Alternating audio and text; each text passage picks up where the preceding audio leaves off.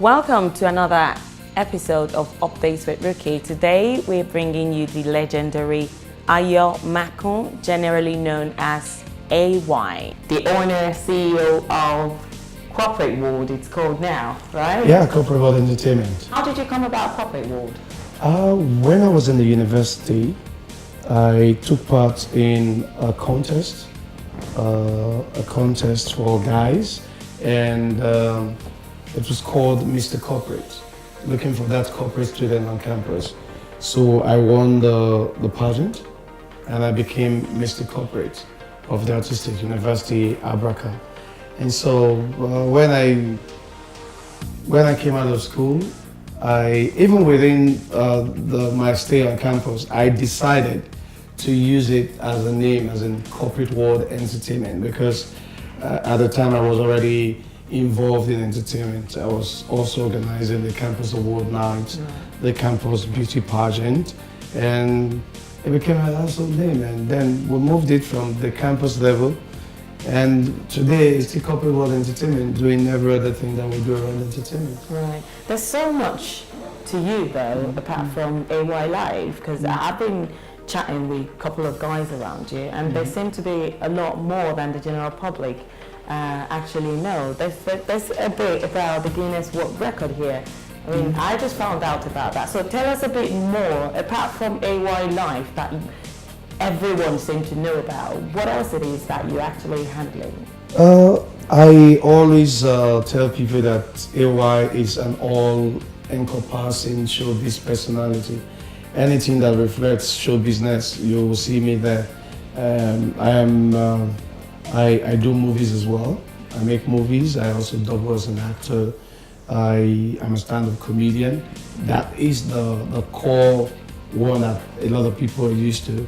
And from being a stand-up comedian, I delved into making movies. I have the TV show. Before now, I had this radio show going as well. And I used to be a columnist. I used to write as well. So anything that has to do with entertainment is something that I have always seen myself doing. Oh, okay. But what was that movement from the comedian side of things, and then you moved into acting? Yeah. Why that movement? Did you get tired of that role, and you just wanted No, something? I mean, the comedy, when I came into Lagos, it was very, very important that I build a brand name. And stand-up comedy did that for me. And from having one of the biggest shows you can think of in Africa, to doing every other thing, it just dawned on me that, okay, there needs to be a switch to do movies. And the reason being that I am a graduate of theater arts. I majored in directing. So it was more like, okay, you have conquered, stand-up comedy to a reasonable extent. And people are used to your brand, they know you with this. So what's wrong with diversification? And when you look at the likes of Steve Harvey, Kevin Hart, Chris Rock, Martin Lawrence, just name all of them. They have a way of doing the switch. It's either they're singing or they're doing movies as well. Okay. So I said to myself, let's do something. And the first one I would do was 30 Days in Atlanta. Okay. That's the title of the movie. And that was the one that gave me and handed me, a place in the Guinness Book of World Records. Wow. Okay, so having done 30 Days in Atlanta, I believe that's what kind of like encouraged you to actually carry on. So does that mean you simply going to abandon the comedian side of the business? And not at all, not at all. Like I said, AY is an all-encompassing showbiz personality. When there's a calendar for everything that is happening for the AY brand. Right. I just got back from Port Harcourt where we had AY Live. Right. That's a live show where we were able to sell out. I mean, people respect the brand and associate with the brand in accordance to what the brand has to give. When I was in Port Harcourt, I did both the live show and I did a cinema visit because I have a new movie out there, Merry Men, Yoruba Demons, which is currently #1 in the box office. in Nigeria right now as we speak. So I also had to go do the meet and greet and meet with fans and everything. So they associate with me when it's time to do stand-up comedy. That's AY the comedian.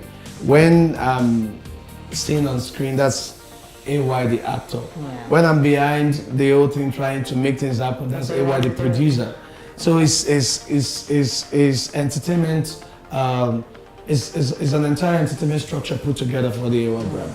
Okay, so let's come to the family front, because I want to try and understand the fact that, okay, you go from comedy and then you go to movies. That must be really tiring. I know what it takes to actually put a movie together. Now, on the home front, how do you juggle all of this? If you have to be, I don't know, on a stage, I am blessed with a kind of home front that understands. I'm blessed with a kind of home front that is also a partner in all that I do, a major supporter and a vision helper. And that's where my wife comes in. And as a matter of fact, when you talk about 30 days in Atlanta, I used to do skits. I used to put bits and pieces together. Okay. And then one day my wife said to me, how about doing a full-fledged movie? You know, people love your skits and all that. That was our idea, you know, to put me in that space. And then I came up with 30 Days in Atlanta. And apart from that, I sometimes create a balance whereby my family, especially my wife, is also part of the business structure, a part of the movement. If we have to go for AY Live in London, she's just there around the corner. Not just. What happens to your child, though? How many kids? I have a daughter. Okay. And sometimes there's a striking balance. You know, entertainers work during the weekends more in this part of the world. Apart from when you're doing movies, but I do not take advantage of the fact that she understands, and then neglects the home front to the advantage of running around all in the name of being involved in show business. But like I said before, now sometimes we make most of these trips together. And what happens when you and her, I can understand you traveling together, but what about your daughter then? What happens to her? There's a structure in place. We don't travel and travel forever. As a matter of fact, we'll sometimes when I'm with my wife and then we want that time together. I mean, she has family, she has people around, you know, taking care of her, and that won't be for long. It's usually for 48 hours. That's the good thing about Africa, though. You can always hand your kids over to family. Can you just help out for a week? But other people would disagree in the other part of the world where they haven't got that advantage. It's not all that easy, is it? So what happens if you haven't got that extra hand? I can relate with them based on that. But this is Africa, like you said. There's always a balance. There's always a balance.